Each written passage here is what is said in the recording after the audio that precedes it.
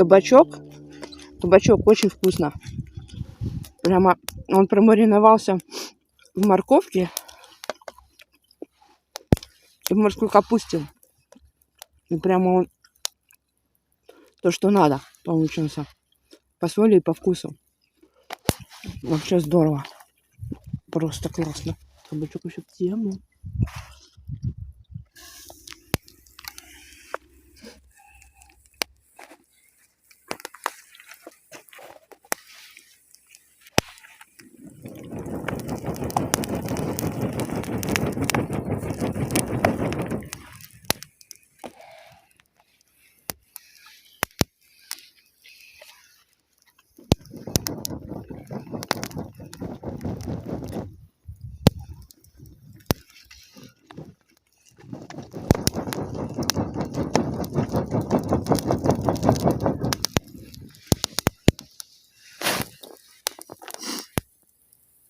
Ой, мамочка, вот и лошадка.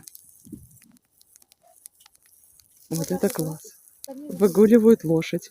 Вот этого я не ожидала.